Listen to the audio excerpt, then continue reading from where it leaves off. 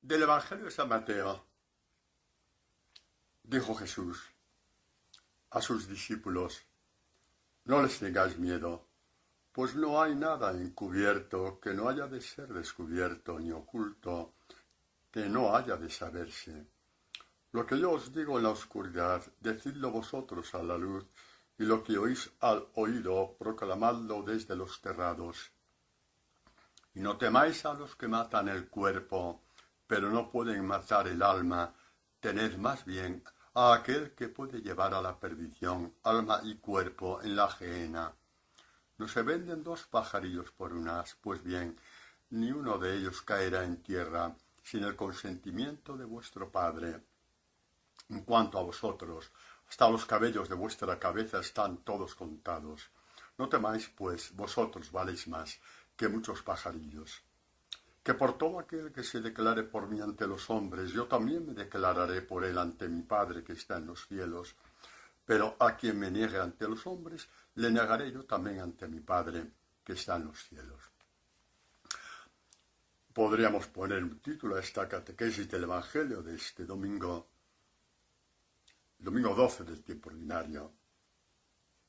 No tengáis miedo, o no tengas miedo.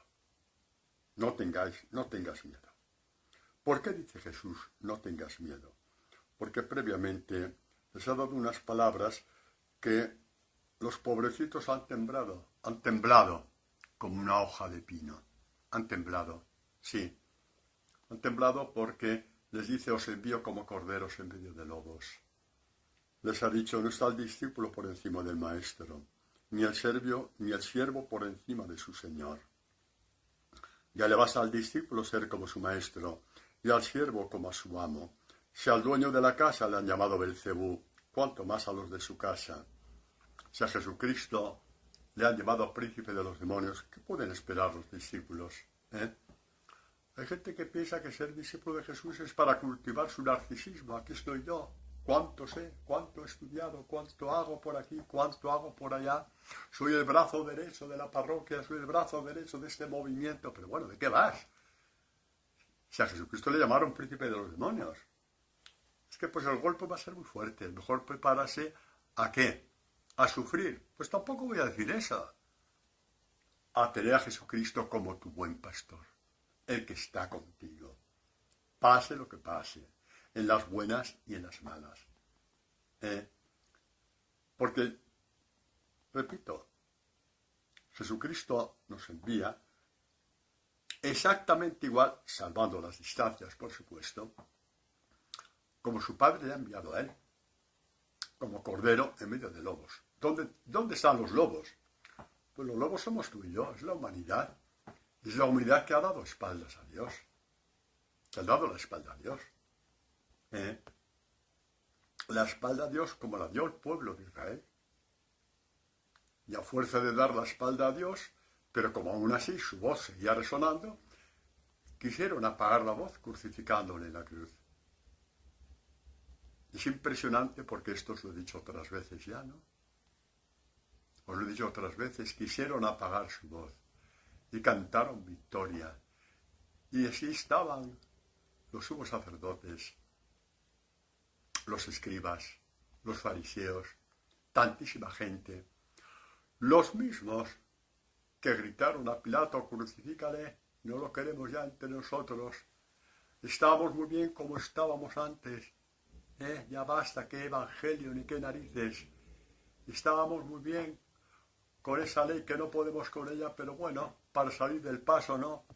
Una ley que nos permite vivir de apariencia, tú la mentira sobre la mentira, ¿no? Y quisieron y creyeron que la voz de Jesucristo que decía, soy el Hijo de Dios, la habían apagado para siempre. Y se volvieron a la cruz y le vieron derrotado, humillado, vencido. Y de pronto apareció la vida en el crucificado cuando dijo, Padre, perdónales porque no saben lo que hacen. Apareció la vida con mayúscula, en forma de perdón. Y sí, este es nuestro Dios, ¿qué miedo tienes? Yo es que cuando era joven hice esto, hice lo otro. Ya, por mucho que hicieras, pues igual que estos, que de espaldas llevaron a Jesucristo a la cruz para no oírle más. No querían volver a oír que él era el Hijo de Dios. ¿Por qué? Porque si era verdad que era el Hijo de Dios, todo su evangelio era verdad, y eso les dolía demasiado. Porque el evangelio te impide vivir de apariencias. Exactamente. ¿Y qué hizo Dios? ¿Qué hizo Dios? Dios lo que hizo fue lo siguiente. Entró en el corazón de un centurión romano, el jefe de un pueblo invasor. Qué humillante, ¿no? Es que con Dios no se juega, ¿eh? Qué humillación cuando un jefe del pueblo romano que dirigía la ejecución proclamó la teofanía de la cruz. Sí, este era el Hijo de Dios. ¿Y por qué hizo esto Dios? Para abofetear a aquellos que se habían reído de Jesucristo. Dios no sabe abofetear. Que no te cuenten tonterías. Por supuesto que fue una humillación. Pero de esa humillación salió la conversión. Como dice Lucas, volvieron a su casa golpeándose el pecho. Que Dios lo hace todo bien. La muerte de Jesucristo en la cruz para que su pueblo se convirtiera. Y por eso eran miles de convertidos cada vez que Pedro tomaba la palabra después del envío del Espíritu Santo. Y la primera iglesia naciente nació con una masa del pueblo de Israel. Estos miles de convertidos. En los primeros tiempos de predicación de los apóstoles por Palestina. Así fue. Si Dios tiene un plan, no intentes enmendar el plan de Dios, ¿vale? Porque el suyo es perfecto. Un centurión romano, un centurión del pueblo invasor, odiado por todos, porque eran de inferior categoría, porque no conocían la revelación, porque no conocían la palabra, porque no podían entrar en el templo santo de Dios. Eran inferiores en todo, los miraban por encima del hombro. Y Dios lo levantó por encima de todos y les dijo, habéis matado al Hijo de Dios, porque era el Hijo de Dios. Así hace Dios. Y lo hace con misericordia, porque se volvieron golpeándose el pecho. No se volvieron condenados, sino convertidos, preparados ya para la predicación de los apóstoles. El Evangelio es lo que realmente nos convierte, porque el Evangelio nos dice la mentira que ha habido en nosotros tantas veces. Y con esto no es ni para agobiarte, tampoco para escandalizarte, y sobre todo para no entres en escrúpulos. Es para decir al Señor, Señor, por fin ya he visto la verdad, aquí estoy. Ayúdame, vamos a sacar toda la mentira que he metido aquí dentro. Ayúdame, ayúdame, Señor, ayúdame. Ya tu corazón ya está a punto, disponible, para que el Evangelio se pueda encarnar dentro de ti. Cuando se encarna el Evangelio dentro de ti, ¿qué es lo que se encarna? La fuerza de Dios. Toda la fuerza de Dios está en su Evangelio. Y la vida y la sabiduría. La vida y la sabiduría. Mira, hermanos, no podemos ir por la vida con eslogans por ahí. Ahora está de moda. El Dios de la vida. Bueno, pero eso a lo mejor es un titular de florero nada más. Uno que dice el Dios de la vida y no ha descubierto la vida que emerge del Evangelio, está haciendo solamente una proclama como hace un político, hombre. El Dios de la vida emerge del Evangelio, que es la vida de Dios, que es la fuerza de Dios. No vayamos con frases hechas, por favor. No vayamos con frases hechas. Cuando tú veas que la vida de Dios está dentro de ti, entonces sí. Pero dirás que el Evangelio de Dios te ha dado la vida porque Dios está vivo en el Evangelio. Porque Dios es Evangelio. Porque Dios es palabra. En el principio existía... ¿Cómo empieza Juan el prólogo del Evangelio? En el principio existía la palabra estaba con Dios y la palabra era Dios. Vamos a hacer un cambio. Porque la palabra de las palabras en toda la Escritura es el Evangelio. Se lo ha dicho la Iglesia un montón de veces. Entonces vamos a cambiar. En el principio existía el Evangelio estaba con Dios, el Evangelio era Dios. Se encarnó en Cristo Jesús, su Hijo. Ahí sí. Allá hablamos con propiedad, no con proclamas políticas o proclamas de ese tipo, que que eso tiene que estar escrito en tu alma primero, para sacarlo después por la boca, para proclamarlo, para testificarlo después, ¿no? Para poder testificarlo. Exactamente. No temáis. ¿Por qué? ¿Por qué no temáis? ¿Por qué? Pues volvemos una vez más al Salmo 23, que vaya, otra vez el Salmo 23, pues sí, porque tiene 1000 vertientes catequéticas, o 10.000, son inagotables como cualquier texto de la Escritura, eso ya lo decían los judíos, ¿no? Pues el salmista David, lleno del Espíritu de Dios, dice: aunque pase por valles de tinieblas, ningún mal temeré porque tú vas conmigo. No dice ningún mal temeré porque he aprendido mucho de la vida. Bah, te da un revuelco y te quedas, vamos, te quedas peor que un saltamontes aplastado por un camión, cuando te da un vuelco la vida. Sí, ningún mal temeré, solo por una razón, porque tú vas conmigo. Del otro ni te fíes, no te fíes de ti mismo, ni de tus obras. Fíate solamente de una promesa, porque tú vas conmigo. Ningún mal temeré. Y por eso Jesucristo dice: no temáis, no temáis. ¿Por qué? Porque yo estoy con vosotros. Así es como termina el Evangelio de Mateo, el Evangelio de Jesús según San Mateo. Y dice: anunciad el Evangelio a toda la creación y mirad que yo estoy con vosotros todos los días, cada día estoy contigo, cada día yo estoy contigo, cada día dándote fuerza, cada día dándote sabiduría, cada día dándote el pan del Evangelio, el pan de la Eucaristía, cada día te lo doy, cada día te lo doy. Es tu fuerza frente a todos los demonios. Porque los demonios no pueden con la palabra de Dios grabada en el corazón. No pueden, son impotentes. Mientras guardes la palabra de Dios en tu corazón, en verdad, en espíritu y verdad, en espíritu y verdad, los demonios podrán arremeter contra ti. Incitará a lobos que atenten contra ti, que vas como cordero, pero no podrán contigo. Porque Dios está contigo. Esto ya lo sabía el pueblo de Israel. Perdonad. Esto ya lo sabía.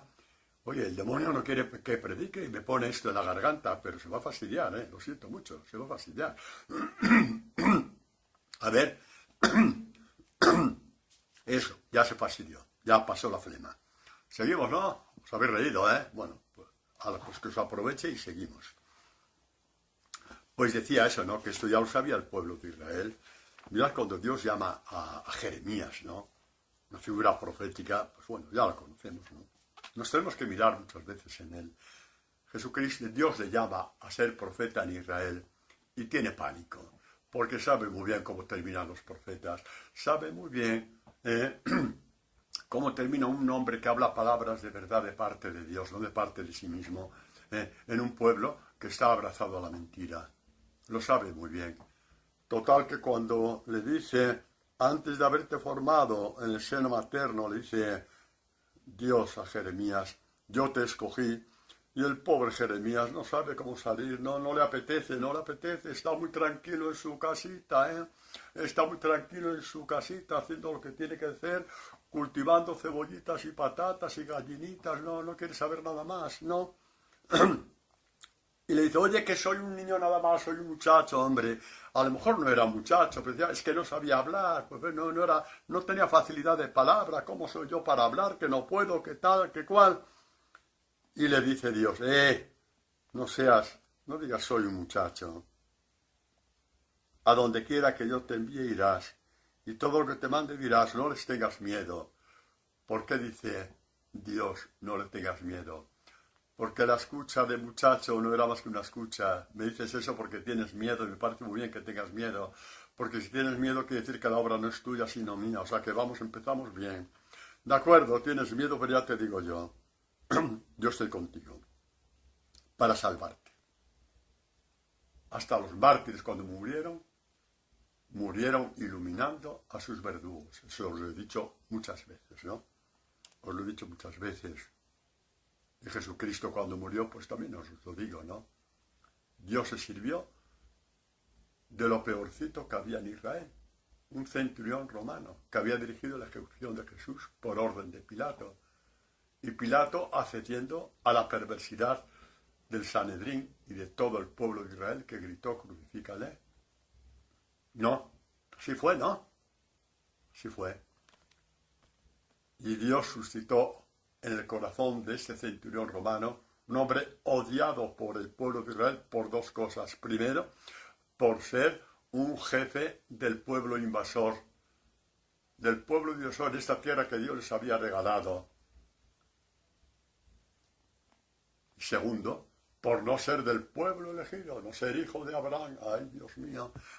Pues a Dios se sirvió de ellos para humillarles.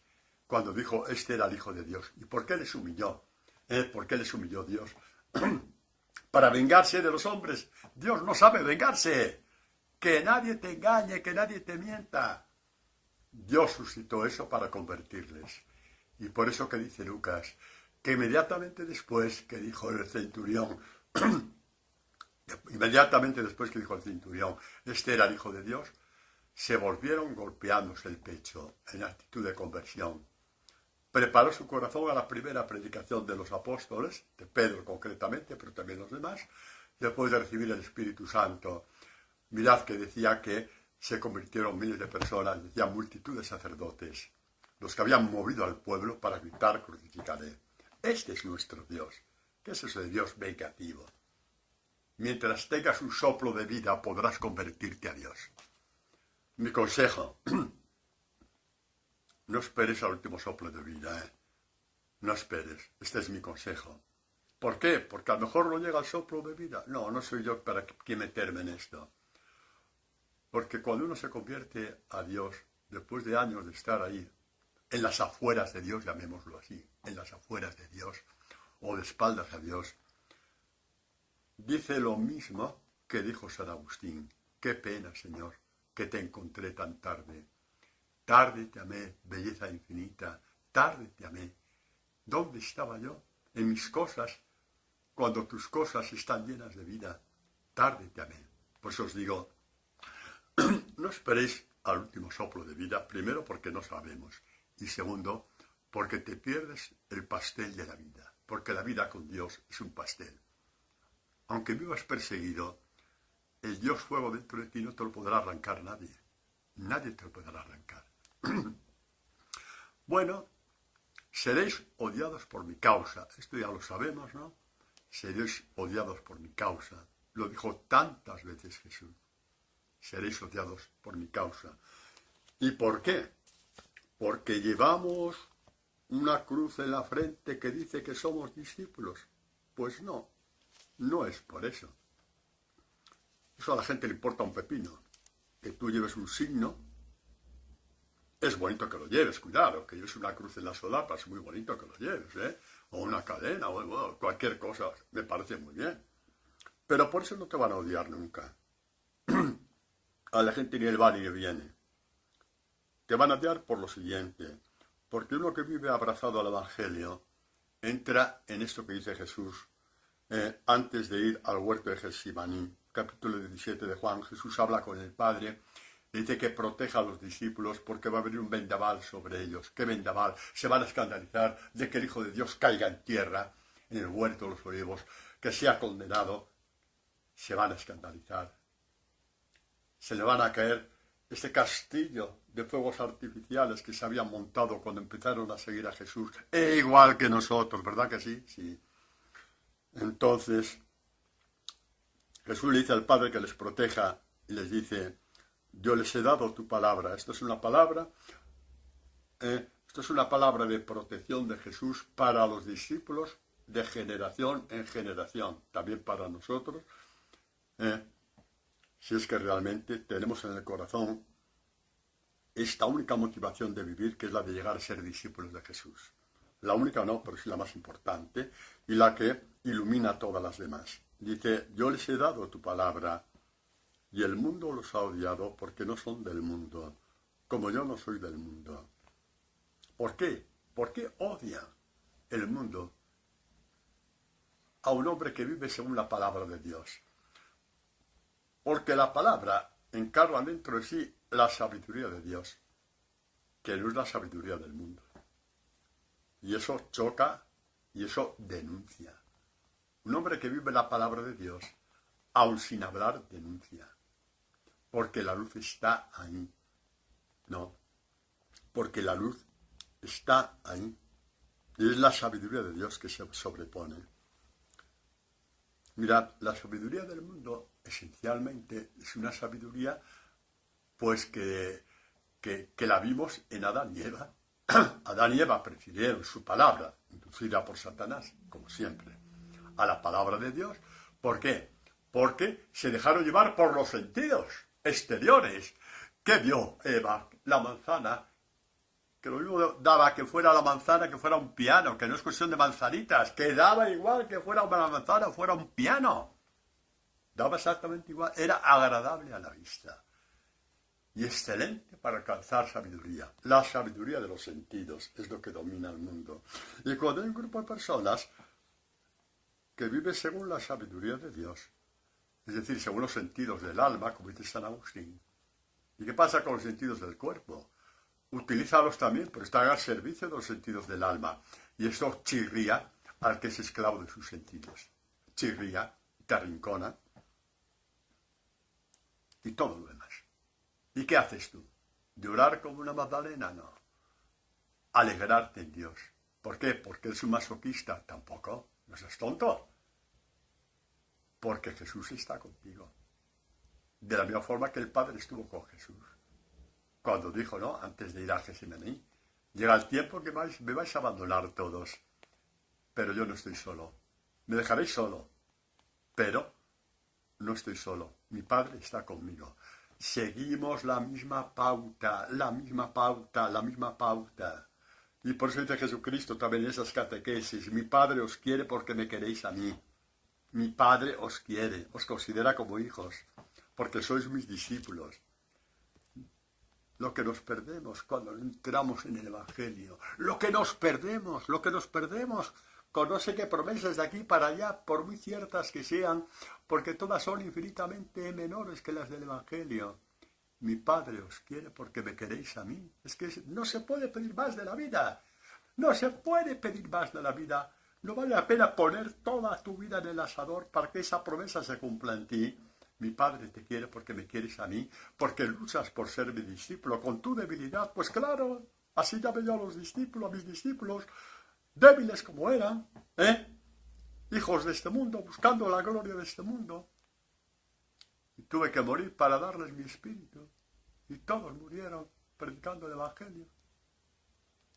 Menos Juan, que intentaron matarle, ¿no? Pero también supo lo que era dar la vida por Jesucristo, como todo discípulo de Jesús.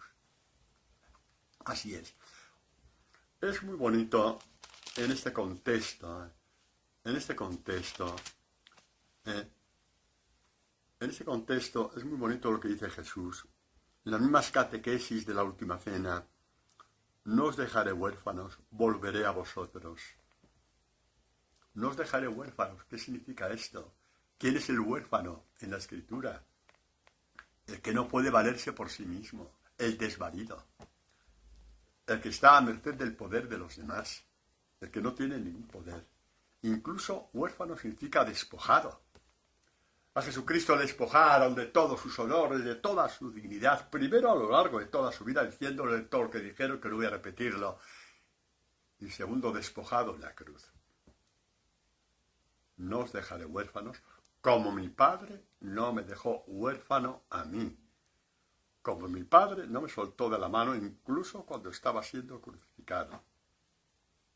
No os dejaré huérfanos. Os despojarán, pero yo os revestiré con mi espíritu. Os quitarán la dignidad, pero tendréis la dignidad de Dios. ¡Alá! Lo que acaba de decir el Padre Antonio. Pues no me he equivocado, lo repito. Te despojarán de dignidades y honores, que tantos sinsabores crean en el mundo, por envidiar las dignidades y honores de otros. Te despojarán de ellas, te liberarán de ellas, te liberarán de ellas. Y tendrás la dignidad de Dios. ¿Qué? Que sí. Tendrás la dignidad de Dios, la dignidad de hijo de Dios, la dignidad de los discípulos de Dios. Sí, vale la pena poner toda la carne en el asador para alcanzar la madurez del discipulado, el evangelio dentro de ti, el amor de Dios dentro de ti, la fuerza de Dios dentro de ti. Solamente así Jesús puede decir: no temáis. No temáis. Jesucristo no nos puede enviar al mundo con nuestra debilidad. Sería inmoral. Y Jesucristo no sería Dios, no sería el Hijo de Dios. Es muy fuerte lo que digo, pero precisamente porque es Dios y porque es el Hijo de Dios, vamos al mundo con su fuerza, con su fuerza. El Espíritu Santo dentro de nosotros, el Espíritu de Jesús, el Espíritu que dio fuerza a Jesús para recorrer el camino del Calvario. Y si queréis, retrocedemos un poco. El Espíritu que dio fuerza a Jesús para aguantar a estos 12 sinvergüenzas que con él no hacía más que pelearse a ver quién era el más guapo y el más bonito. Eso es. A ver quién se llevaba la primicia de la entrevista en televisión. A ver, el más importante. Había que tener fuerza para aguantar a esta gente, ¿no? Es que si no tuviera esta fuerza, tampoco te hubiera aguantado ni a ti ni a mí. Y esta fuerza se encarna en nosotros. Y nos dice: vete. Vete y anuncia mi evangelio. Anuncia mi evangelio, no para dar ejemplo de nada a nadie, que no. Porque yo estoy contigo. Yo soy tu fuerza. Yo soy tu sabiduría. Yo soy tu alegría. Mira, un discípulo, aunque esté perseguido, aunque esté calumniado, que estas cosas pasan sí o sí. ¿No te gusta? ¡Hala! Vete a otra parte. Sí o sí seremos perseguidos, malinterpretados, etc. Pero con la fuerza de Dios. Y con la sabiduría de Dios. Con la fuerza de Dios, con la sabiduría de Dios, con la alegría de Dios.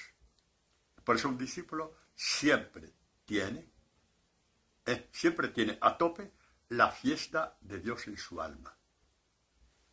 La fiesta de Dios en su alma es la vida de Dios, es Dios mismo dentro de ti. Dios Padre, Dios Hijo y Dios Espíritu Santo. Y esa fiesta tiene una música impresionante. Una música impresionante a lo largo de la fiesta dentro de ti. Una música impresionante porque hay una orquesta infinitamente superior a todas las orquestas del mundo. Y tiene un nombre esa orquesta, el Evangelio de Jesús. Es la música de Dios dentro de ti. Es la música de Dios dentro de ti. También cuando estás clavado en la cruz, te dolerá la persecución, pero la música no dejará nunca de sonar. La música de Dios dentro de ti no dejará nunca de sonar. Bueno, después de todo esto, Jesús, vamos a ver cómo termina el Evangelio de hoy. Es una parte importantísima en la catequesis. Dice, bueno, ya sabéis, ¿no? Dice, no se venden 2 pajarillos por un as, valéis más que muchos pajarillos. Valemos más que muchos pajarillos, se venden por un as. ¿Qué sería un as en aquel momento? Pues vete a saber. 20 céntimos de euro, 50 céntimos de euro, bueno, como mucho, ¿no? O de dólar, para los que escucháis esta catequesis en América. Pues sí, nada más, tú vales más que ellos. ¿Cuántas veces te has, como quien dice, castigado a ti mismo diciendo, no valgo para nada? He fallado aquí, he fallado allá. He fallado a mis amigos, he fallado a mi mujer, he fallado a mi marido, he fallado a mis hijos, he fallado a mis padres, he fallado en este fracaso. Y encima hasta te lo dicen, has fracasado, has hecho mal, has hecho mal. Y casi como que nos entra una neurosis interior de que no valemos para nada. De que no valemos para nada. Pues bueno, cuando Jesucristo dice, valéis más que muchos pajarillos, te dice cuánto vales. ¿Sabes cuánto vales tú? ¿Cuánto valgo yo? Que tantas veces hemos visto que a lo mejor no valemos para nada. Valemos en una balanza tú pesas más que el cordero que murió por ti, que Jesucristo. Es una barbaridad, tomadlo como queráis. Dice San Pedro, habéis sido rescatados de la conducta necia heredada de vuestros padres, no con algo caduco, oro o plata, con eso se compran los esclavos, ¿no? Con eso, sino con una sangre preciosa, como de cordero sin tacha, sin mancha, Cristo. Es lo que valemos, la sangre de Cristo. Todo eso valemos nosotros. Eso para que no te castigues más, para que no digas no sirvo, no valgo. Mira, no me importa ni a mí ni a nadie lo que podamos fracasar aquí o allá. Pero te doy una garantía. En nombre de Dios, no en nombre del Padre Antonio Pavía, porque en nombre de Antonio Pavía no puedo prometer nada. En nombre de Dios te prometo a ti que me escuchas, que lo más preciado que puede llegar un hombre es ser discípulo del Señor. Y en esto, como te interese de verdad, jamás fracasarás. Esta es la buena noticia que te doy hoy y que sirve también para mí. Jamás fracasarás. El que le interesa realmente, de verdad, en espíritu y verdad, alcanzar el discipulado, se mete en el Evangelio, se deja de mentiras tontas, entre en la verdad, se deja llevar pasito a pasito, no te lo comas todo de un golpe, pasito a pasito, y habrás acertado en la vida. Más, perdonad que os ponga no, iba a decir una comparación, pero como no quiero ofender a nadie porque hay hombres por medio, no lo voy a decir. Simplemente diré que serás el mayor triunfador de la vida. Los mayores triunfadores en la vida, aunque seas parapléjico en una silla de ruedas, ¿vale? El mayor triunfador de la vida es el que alcanza a ser discípulo de nuestro Señor Jesucristo. Y el molde para ser discípulo de Jesús lo tienes en el Evangelio. Totalmente ahí. Te enseñará a rezar. Te enseñará a estar con Dios. Te enseñará a sufrir sin berrear, sin ir llorando por las esquinas, sin ir contando a todo el mundo qué es lo que te han hecho. Eso lo hacían los fariseos. Tú no hagas eso. Son secretos de alcoba que tienes que llevar solamente con Dios. Son secretos de alcoba que tienes que llevar directamente con Dios. Porque el precio de tu rescate fue la sangre preciosa del Cordero de Dios, del Hijo de Dios. Todo eso es lo que vales en la balanza. Todo eso. Que nadie te engañe. Que el demonio te puede engañar porque has pecado mucho. Dile al demonio que se vaya a tomar vientos donde le dé la gana. Porque todos esos pecados están clavados en la cruz. ¿De acuerdo? Y un discípulo, porque conoce la cruz de Jesús, porque está crucificado con Cristo, como dice San Pablo, estoy crucificado con Cristo, dice San Pablo, no le pueden engañar. Ha sido perdonado ya, totalmente perdonado. Totalmente perdonado. Esos pecados ya no existen. Esos pecados ya no existen. Como no existió ningún pecado para el buen ladrón que también dio testimonio de Jesús. Vaya, qué humillante para el pueblo de Israel, ¿no? Primero un centurión romano que no es del pueblo de Israel. Y después la escoria de todas las escorias. Un tipo que era ladrón, que lo tuvieron que matar, pues ya, ¿qué habría hecho? Y Jesús le dijo, hoy estarás conmigo en el paraíso. ¿Ya? Fue la primera canonización de la iglesia, la hizo Jesús mismo directamente. Hoy estarás conmigo en el paraíso. Canonizado por el mismo Jesucristo. ¡Qué escándalo! Sí. Sí, si eres moralista, serás qué escándalo. Si hueles un poquito lo que es el discipulado, saltarás de alegría, porque estas palabras van también para ti.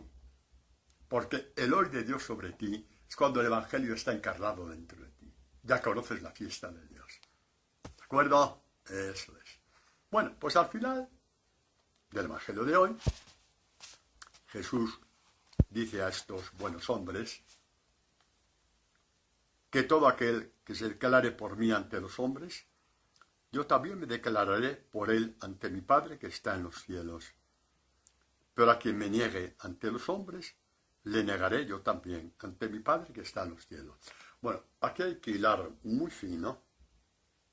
Cuidado, cuidado, cuidado con las ideas que nos puede meter el demonio.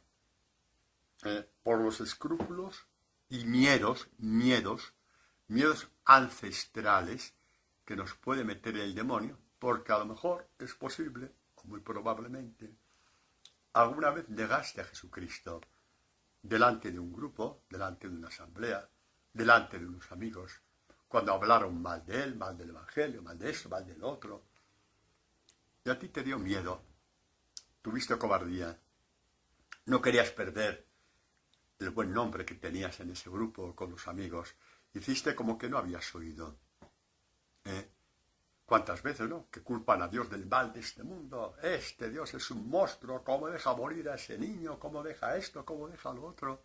En fin, uno es más inteligente que Dios, y claro, y por eso se permite estas cosas, y esto lo hemos oído. Y miras para otra parte diciendo, esto no va conmigo, ¿por qué me voy a meter? ¿Esto ha pasado? Bueno, si ha pasado en ti, en mí sí ha pasado, ¿vale? Así que ya para que no os asustéis. Si esto ha pasado, ¿sabes lo que os digo? Chicos y chicas, bienvenidos al Club de Pedro. Este club lo inauguró Pedro.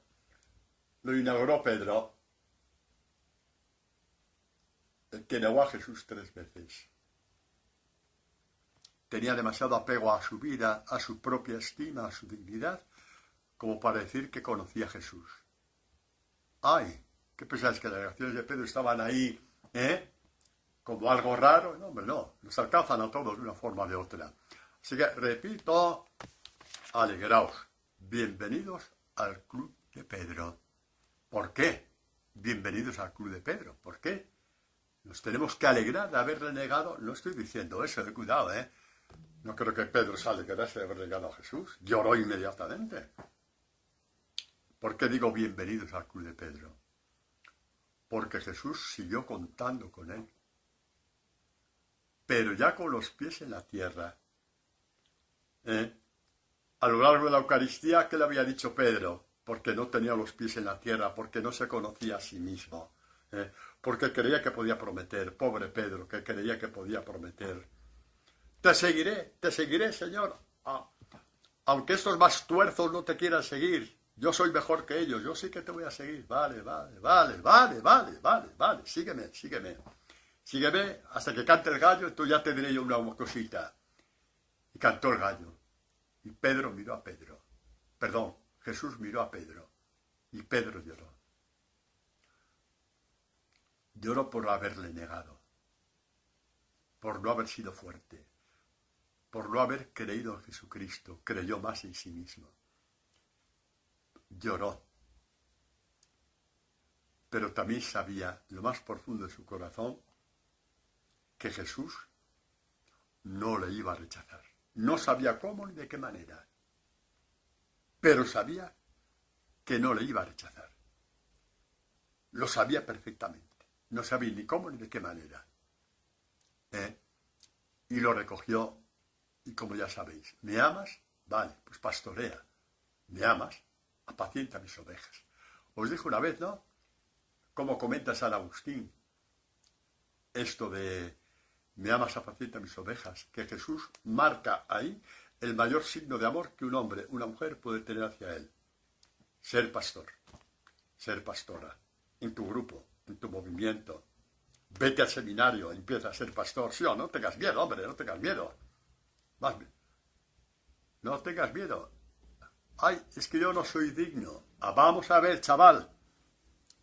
o joven, o hombre maduro, que puedes ir al seminario,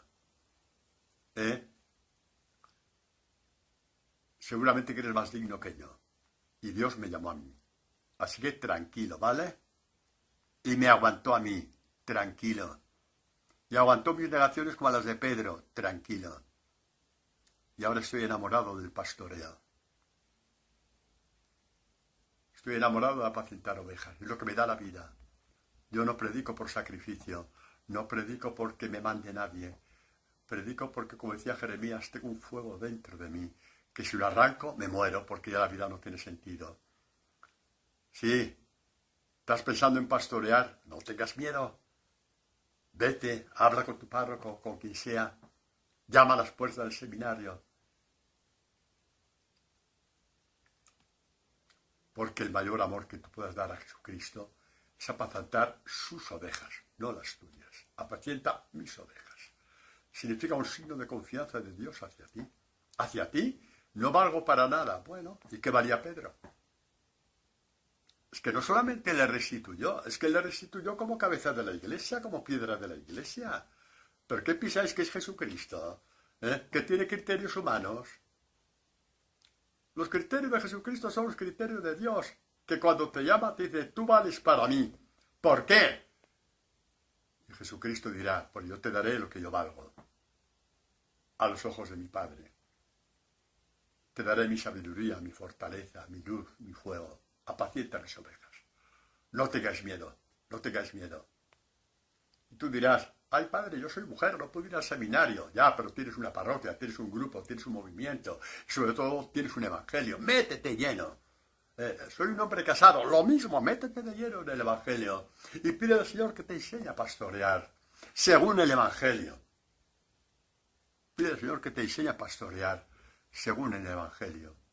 Porque eso sí te doy una promesa en nombre de Dios. Te doy una promesa en nombre de Dios. No en mi propio nombre, que no valgo para nada, pero en nombre de Dios sí te la doy. Cuanto más pastorees según el Evangelio de Jesús, más vida tendrás. Más fiesta habrá dentro de ti.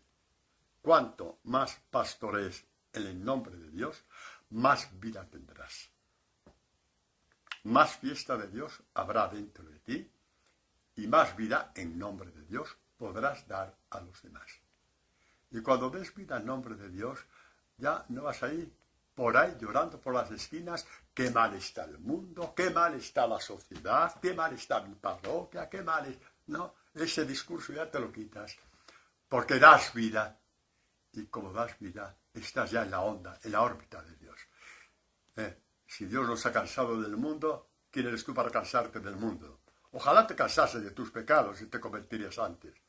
Jope, hoy estoy un poquito duro, me caché la mar salada. Bueno, pero nada de esto nos quita el amor de Dios. Nada. Nada de esto nos quita el amor de Dios. El que se declare por mí. Vamos a ver un texto precioso.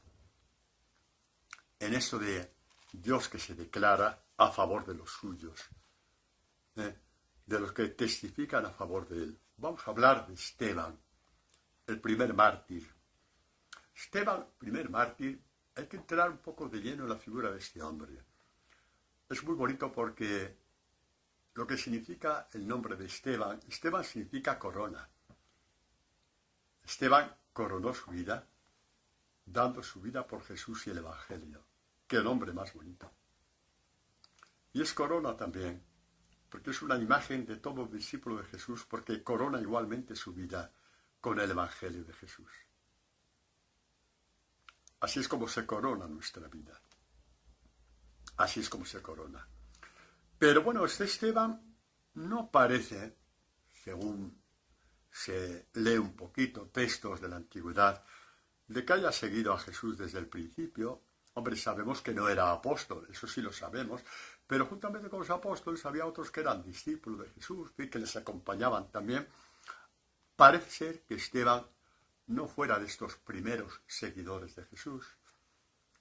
Si lo fue, también lo abandonó en el Calvario. Así que por ahí empezamos bien. Y si no lo fue, quiere decir que sería de los primeros, convertidos en la predicación de los apóstoles, concretamente de Pedro, pero también de los demás, pues muy probablemente, fue de los que gritó ante el César, crucifícale. Fue el que gritó también con todos los demás, con todo Jerusalén, gritaron a una: hay que dar muerte a ese impostor y salvemos la vida de Barrabás. ¿Os dais cuenta de lo que Dios puede hacer con una persona? Con lo que hizo con Esteban. ¿De dónde salió esta fuerza para declarar que Jesucristo era el Hijo de Dios en el Sanedrín, sabiendo que estaba firmando su muerte? ¿De dónde? De Jesús. ¿De dónde vas a sacar tú la fuerza para ser discípulo? De aquel que te dice: te llamo a ser mi discípulo. Ahí tienes el Evangelio. Es todo el Hijo de Dios dentro de ti. Y su Espíritu. La fuerza del Espíritu Santo. Y el Padre en ti, porque el Padre te quiere. El Padre quiere con locura a los que dan los pasos para ser discípulos de su Hijo. Con locura. Mi Padre mismo os quiere, lo dice el mismo Jesús en estas catequesis de la despedida en la última cena, antes de ir al Getsemaní. Bueno, pues Esteban, repito, muy probablemente participó de la condena de Jesús. Y aun en el caso de que fuera discípulo lejano de Jesús, como tantos otros, también le dejó vendido a su suerte. Bueno, empieza a predicar Esteban, y le detienen. Este es muy peligroso, ¿eh? Este es peligroso. Da una forma de hablar de Jesucristo que conmueve, que arrastra. Estamos mucho peor que cuando matamos a Jesús. Le está siguiendo ahora mucho más gente. ¿Por qué le mataríamos? ¿Podemos haber desterrado por ahí? Le podemos haber dado, no sé, oleadas de gente que están siguiendo a Jesús. Y Esteban era uno, si se dice, de los que tenía la palabra tan fuerte, tan fuego en el corazón, que hablaba y cautivaba a los oyentes. Total, que le detienen, el sumo sacerdote le pregunta, ¿no? ¿Eres discípulo de Jesús? ¿Qué haces? ¿Dónde vas? ¿Qué haces? Y Esteban da una catequesis preciosa. Esteban da una catequesis preciosa ya desde los inicios del pueblo de Israel, desde Abraham, para terminar diciendo que Jesús es el Mesías. Y luego, lleno del celo de Dios, del fuego de Dios, viendo en las caras de esta gente que no les importa un pepino lo que están oyendo, porque la han cogido para matarle. Lo sabe Esteban, ya lo sabe. Diga lo que diga, le van a matar igual. No es eso lo que le duele, es esta cerrazón a la verdad. No se mueven ni un milímetro de la mentira en la que están instalados. Les dice: duro de cerviz, incircuncisos de corazón y de oídos. La circuncisión del corazón y del oído, tantas veces dicho por los profetas, nunca les interesó a nadie. A nadie. Bueno, así que estos no aguantaron más y retiraron sus dientes contra él. Y dice: pero él, estamos en el capítulo 7 de los Hechos de los Apóstoles. Lo que voy a leer ahora es del versículo 55 en adelante. Pero él, Esteban, lleno del Espíritu Santo, miró fijamente al cielo y vio la gloria de Dios. ¿Sabéis por qué cuando Pedro caminó sobre las aguas, al principio caminaba muy bien? ¿Sabéis por qué caminaba muy bien los primeros pasos? Porque tenía los ojos fijos en Jesús, igual que Esteban a punto del martirio. No se fijó en sus perseguidores, se fijó en Dios. Miró a lo alto, al cielo, miró a Dios. El cielo, mirar al cielo significa mirar a Dios, buscar a Dios. ¿Y Pedro qué le pasó?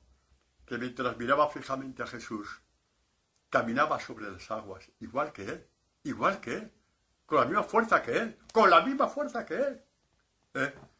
Y de pronto sintió miedo porque porque dejó de mirar a Jesús.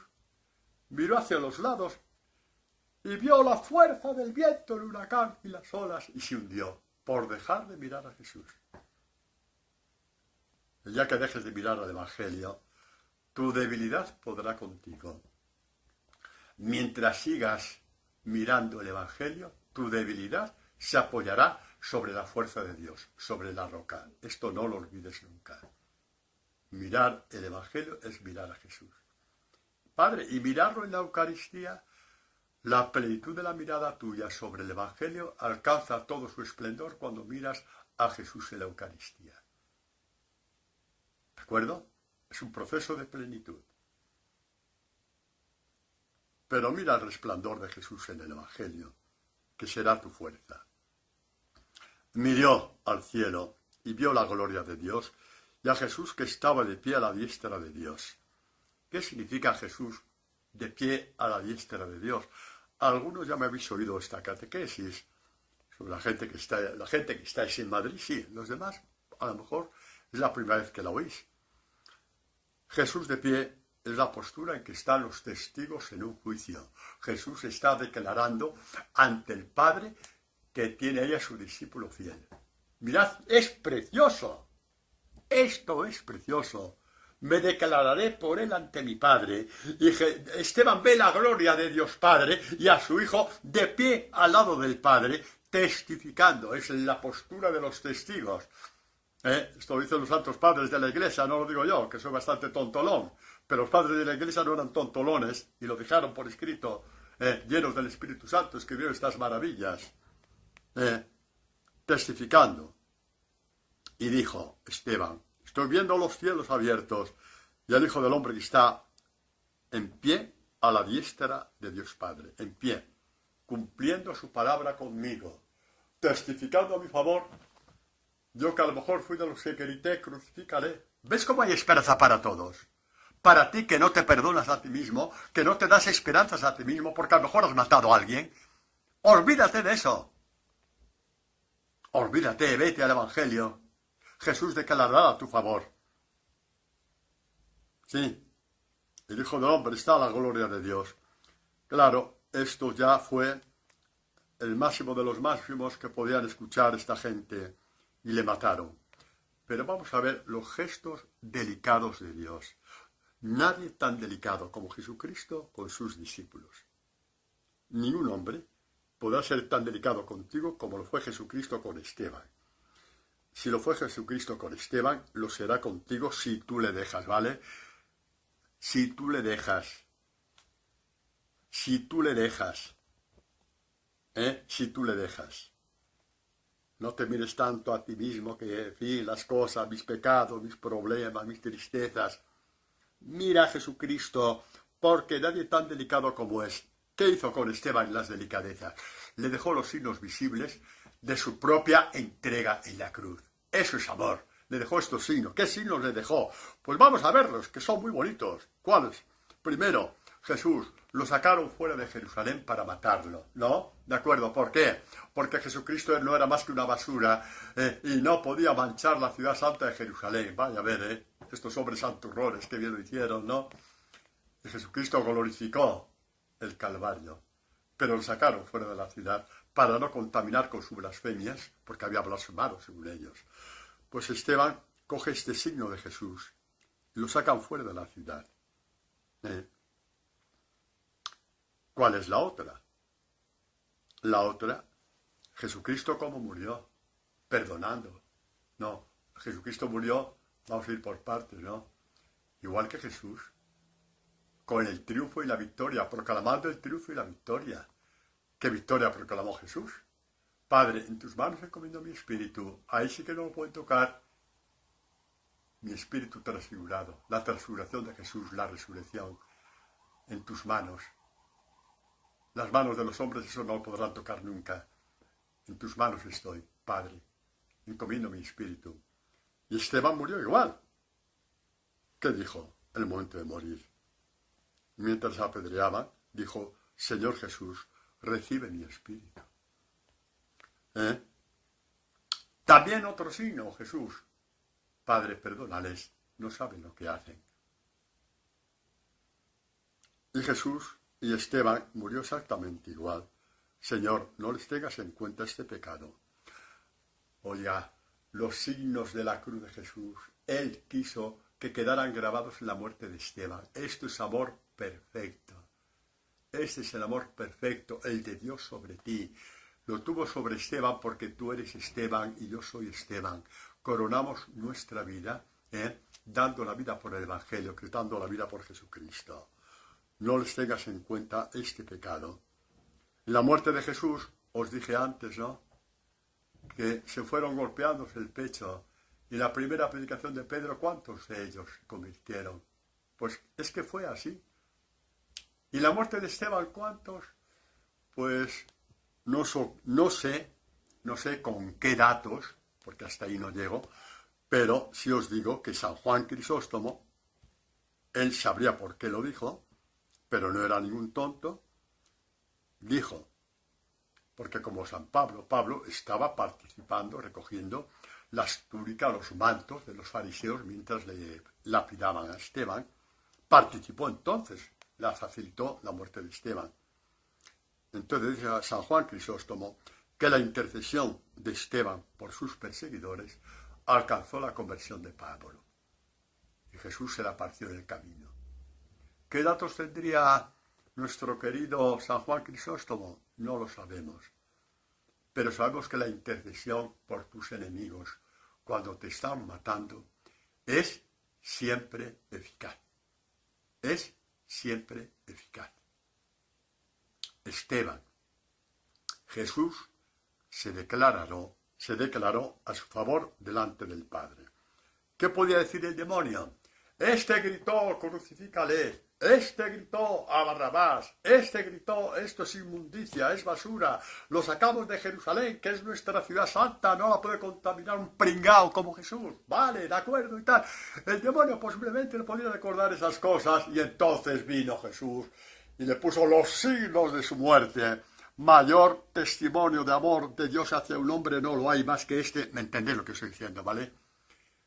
Por eso Pablo dice, estoy crucificado con Cristo, que nadie me moleste, yo llevo las señales de Cristo en mi vida. ¿Qué señales? La persecución por predicar el Evangelio. En cierto modo le pasa lo mismo que a Esteban, y San Pablo está orgulloso de esas señales. Y un discípulo de Jesús, en que las señales de la cruz se clavan en él por la persecución, por el odio, por la calumnia, por el desprecio.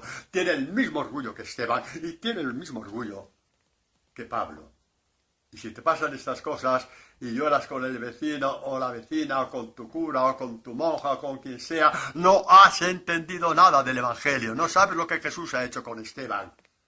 Es un niñato nada más o una niñata.